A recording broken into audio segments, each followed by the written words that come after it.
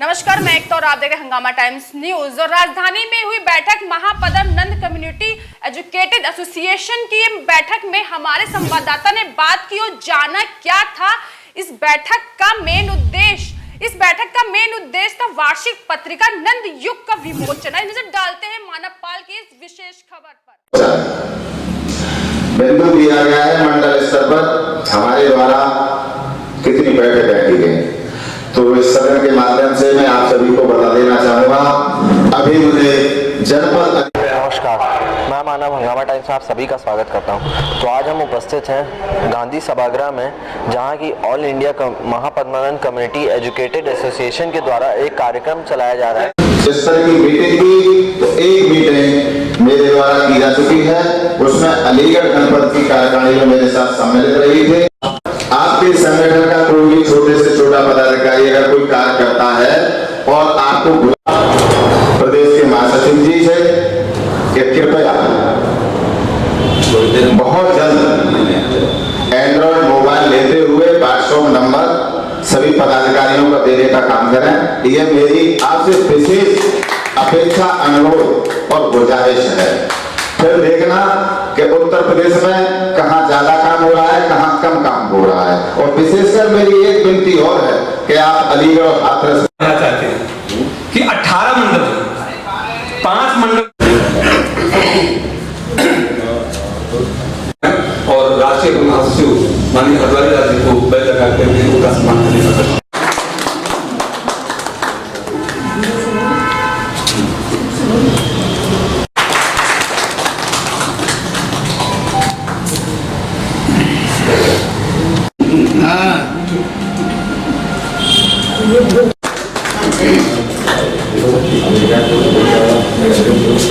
मैं अनुरोध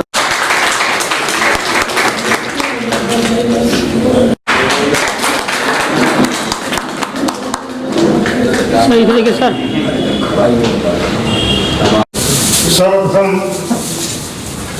प्रातः स्मरणीय भगवान तथागत गौतम बुद्ध एवं उनके प्रिय शिष्य हरहर पाली जी को श्रद्धापूर्वक नमन करते हुए अपने महापुरुषों के चरणों में नमन करते हुए सम्मानित मंच पर बैठे राष्ट्रीय अध्यक्ष जी,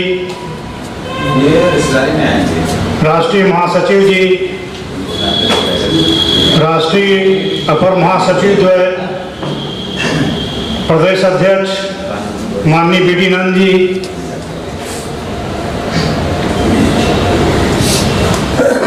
संगठन को शुरू से ही सहारा देने वाले भाई अवधेश जी,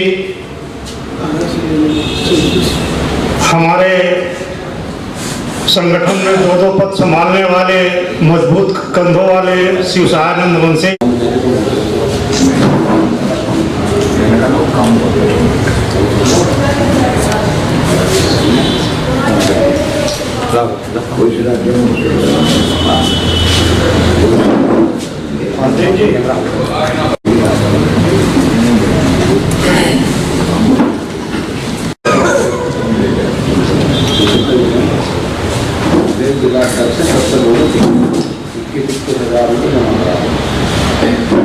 एक पुस्तक को लेकर वितरण हुआ है, जिसमें कि हमारे साथ हैं श्री एस.के.पी. नंद जी, जो प्रधान संपादक हैं इस किताब के। तो आइए आज हम उनसे बात करेंगे और जानेंगे इस कार्यक्रम के पीछे क्या क्या लक्ष्य रहा और क्या इसकी योजनाएं हैं। जी सर, तो आप अपना परिचय देते हुए पूरा बताएं कि कार्यक्रम किस तरह से हुआ और कब आयोजित हुआ, तो इसके बारे में आप हमें कुछ बताएं। मैं एस.के.पी. नंद, प्रधान संपादक नंदयुग सामाजिक पत्रिका, मैं वाराणसी से हूँ।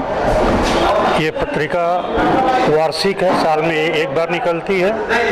जैसा कि आप जानते हैं कि किसी भी समाज में परिवर्तन वैचारिक क्रांति से होती है, वैचारिक क्रांति से सामाजिक क्रांति होती है और सामाजिक क्रांति राजनीतिक क्रांति में परिणित होती है। तो कोई भी पत्रिका साहित्य का प्रकाशन वैचारिक क्रांति का माध्यम है। इस समाज के अंदर परिवर्तन के लिए वैचारिक क्रांति को करने के उद्देश्य से ये पत्रिका प्रकाशन का निर्णय 4 वर्ष पूर्व लिया गया था। ये 5वां अंक है। पहला स्मारिका निकली थी, उसके बाद से 4 अंक 2019 तक छप चुके हैं। 2020 का ये 5वां अंक था जिसका यहाँ विमोचन किया गया है। ये पत्रिका में अच्छे सामाजिक लेख, कविताएं और संगठन से संबंधित तमाम जानकारियां हैं। पत्रिका के मुख्य पृष्ठ पे नंदवंशी सम्राट अशोक महान का चित्र दिया गया है और उनके बारे में पर्याप्त सामग्री भी पत्रिका के अंदर दी गई है, जिससे कि लोग अपने पूर्वज को जानकर अपने अंदर गौरव की अनुभूति करें। जब गौरव की अनुभूति करेंगे तो जो हीन भावना उनमें अभी तक प्राप्त है, जो राजनीतिक रूप से बिल्कुल कमज़ोर अक्षम है, वो सक्षम बनने का प्रयास करेंगे। तो सर, इसमें आप क्या कहना चाहेंगे कि जैसे आपकी जो पत्रिका है, अभी मैंने यहाँ सुना कि कुछ बताया कि जो कार्यक्रम टीवी पे चलते हैं चंद्रगुप्त को लेके और पुराने आचार्य चाणक्य को लेके, तो उसमें कहा गया सर कि इन कार्यक्रम के कुछ गलत दिखाया जा रहा है, जो कि गलत संदेश पहुँचाते हैं आम जनता के लिए। तो इनको आप जरा कुछ प्रकाश डालिए, इन पर कुछ बताइए। जैसा कि आप जानते हैं कि इतिहास का निर्माण विजेता द्वारा किया जाता है। जो विजयी होता है पराजित पक्ष को वो हमेशा गलत दिखाता है। इसी तरह जो आचार्य चाणक्य था, उसका जो पुराना नाम विश्वगुप्त है, ये नंद के दरबार में एक छोटे हैसियत में आया था और इसने अपने हैसियत से ऊपर उठकर काम करने का प्रयास किया था, जिससे महाराजा घनानंद ने इसको अपमानित करके अपने राज्यसभा से बाहर कर दिया था। जिसके प्रतिशोध में लोग कहते हैं कि फूट बांटो राज करो नीति अंग्रेजों की है, वो नीति चाणक्य ने लागू की। नंद के पुत्र चंद्रगुप्त मौर्य को इसने उनसे अलग करने के लिए राजा बनाने का लालच दिया, क्योंकि महाराजा महापद्म नंद ने घनानंद को युवराज घोषित किया था।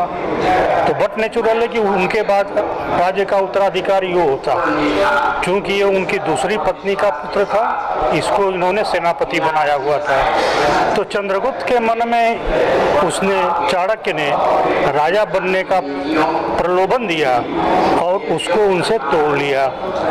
उसके बाद ये दोनों मिलकर षड्यंत्र करने लगे। सिकंदर तक से सहायता मांगने ये सब गए हुए थे, वहाँ से भी इनको सहायता नहीं मिल पाई, या सिकंदर खुद इतना डर गया था महापद्मनंद के गौरवशाली इतिहास और उनके ताकत से कि वो ब्यास नदी के उस पार से ही लौट गया था।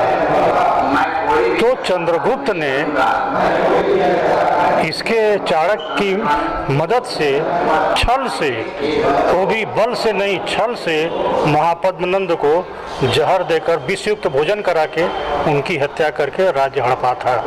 और राज्य हड़पने के बाद जैसा कि होता है कि जो सत्ता में होता है वो दूसरे का इतिहास खराब करके बताता है, यही काम चाणक्य ने किया और यही उस सीरियल में दिखाया जा रहा है जिसका कि यहाँ के लोग विरोध की बात कर रहे हैं। तो सर, आप अपनी इस पुस्तक के बारे में कुछ बताइए हमारे दर्शकों को, हमारे चैनल के माध्यम से। नहीं, ये पुस्तक जैसा कि हमने बताया आपको कि ये वैचारिक क्रांति के लिए है। इस बार चंद्रगुप्त के ही नीचे प्रपौत्र सम्राट अशोक थे। सम्राट अशोक महान आप लोग भी जानते हैं, वो नंदवंशी थे, महापद्मनंद के ही क्रम में थे। आप जानते हैं कि चंद्रगुप्त के आगे चाणक्य ने मौर्य लगाया, लेकिन चंद्रगुप्त के बाद की जो पीढ़ियां थी, बिंदुसार, अशोक, जरासंध, बृहद्रथ तक किसी ने मौर्य टाइटल का इस्तेमाल नहीं किया। मौर्य वंश वही। तो इस जो अनार्य राजवंश को बांटने के लिए इन्होंने वहाँ पे नंद वंश को समाप्त करने के लिए मौर्य वंश शुरू किया, जो कि चंद्रगुप्त के साथ ही खत्म हो गया। तो इन चीज़ों को अपने लोगों को बताना कि तुम भी इस देश के शासक रहे हो, तुम्हारे अंदर भी मन में गौरव की अनुभूति हो, तुम भी अपना वो इतिहास पाने के लिए फिर से प्रयास करो। इसी के लिए ये पत्रिका का प्रकाशन हो रहा है। ये जानकारियाँ समाज में फैलाई जा रही हैं। बहुत बहुत तो जैसा कि जो है All India Mahapadmanand community educated association जो है उसके कुछ मेंबर से बात करेंगे। तो आइए हम जानते हैं उनसे इस एसोसिएशन के पीछे आज का जो समारोह है इसके पीछे क्या उनका उद्देश्य रहा और क्या उनकी। तो आइए इस जो एसोसिएशन है इसके कुछ सदस्यों से मिलेंगे, महासचिवों से बात करेंगे और जानेंगे आज के कार्यक्रम के पीछे क्या उद्देश्य रहा और उनका इस बारे में क्या कहना है। तो चलिए उनसे बात करते हैं। सर, आप अपना परिचय देते हुए बताइए आज के कार्यक्रम के पीछे आपका क्या उद्देश्य रहा। देखिए, ऐसा है कि आज का कार्यक्रम जो था एक वर्ष के पहले जो कोरोना के चलते हम लोग नहीं कर पाए। जब कोरोना के चलते नहीं कर पाए तो पूरे प्रदेश की हमको समीक्षा करनी थी कि हमारे संगठन की गतिविधि क्या है। हमने कोरोना के काल में मोबाइल दूरभाष के द्वारा इस समाज को संगठन करने का कार्य किया, जिसमें हमारे मंडल के समस्त पदाधिकारी, प्रदेश के समस्त पदाधिकारियों ने अपूर्व सहयोग दिया, जिसके तहत उन लोगों ने जो कार्य किया और कार्य करने के लिए जो साथ दिया, इसलिए उन लोगों को सम्मानित करना हमारा भी दायित्व है। इसलिए राष्ट्रीय स्तर के पदाधिकारी और प्रदेश के पदाधिकारी 9 गठित जो प्रदेश और मंडल के पदाधिकारी थे, कोरोना के चलते हम लोगों ने शपथ ग्रहण कार्यक्रम नहीं कर पाए, इसलिए आज उनका शपथ ग्रहण कार्यक्रम भी हो गया। सिर्फ ये मानने चाहिए और बाकी प्रदेश में बहुत से उत्पीड़न और अत्याचार के लिए आप क्या कहना चाहेंगे कि प्रदेश सरकार कितनी सक्षम है उत्पीड़न और अत्याचार को रोकने में। देखिए, ऐसा है, प्रदेश सरकार से कई बार हमारे समाज पे जो अत्याचार हुए हैं, जिनके साथ में सामूहिक बलात्कार हुए, कत्ल हुए और उनको मारा पीटा गया, मैंने प्रदेश सरकार को और माननीय प्रधानमंत्री नरेंद्र मोदी जी को भी मैंने इस आशय में उनको पत्र दे लिखा, लेकिन कोई भी ये नहीं हुआ कि उत्पीड़न होता हो या जो जिन लोगों ने उत्पीड़न किया उसके विरुद्ध जो कार्रवाई की मांग की उस पर भी कोई कार्रवाई नहीं। इस कारण से मैं कह सकता हूं कि जो सरकार है हमारे समाज के साथ में सौतेला व्यवहार कर रही है। इसलिए हमने समाज को ये कहा है कि जब तुम लोग अपने समाज की एक पहचान बना लोगे तो उत्पीड़न कम होगा, शोषण भी कम होगा। तो अभी जो जैसा कि किसान इस समय आंदोलन कर रहे हैं किसान, तो उनके बारे में आप क्या कहेंगे जो किसानों के। देखिए, ऐसा है, किसानों का जो आंदोलन है या समाज का आंदोलन है वो अपनी मांग कर रहे हैं। समाज किसान के बगैर देश नहीं है, क्योंकि भारत एक प्रधान देश है और सरकार को चाहिए कि किसानों की बात बैठ करके समझौता करे, क्योंकि जहाँ किसान नहीं होगा वहाँ अन्न देवता नहीं होगा, अन्न का भरण पोषण को ये किसानों की समस्या है। लेकिन सरकार को भी सोचना चाहिए, क्योंकि वही एक छोटे तबके के कार्यकर्ता है, उन्हीं से अन्न मिलता है, पूरे देश का है, कृषि प्रधान देश है, तो किसानों को प्राथमिकता देनी चाहिए, न कि कथनी करने में सरकार को अंतर आना चाहिए।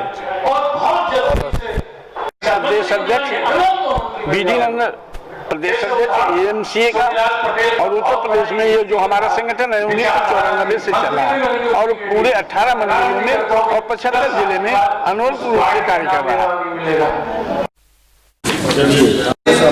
प्रदेश कार्यकारिणी के कार्यालय सचिव जो तालियों में क्या बात थी बता दीजिए।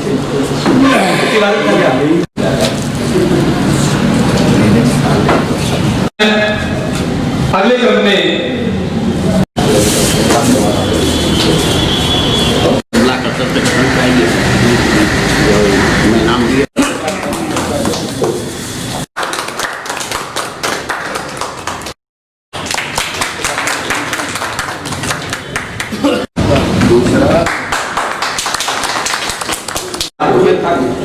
हमने सोचा हम ही चाहते हैं आपको, पर आपके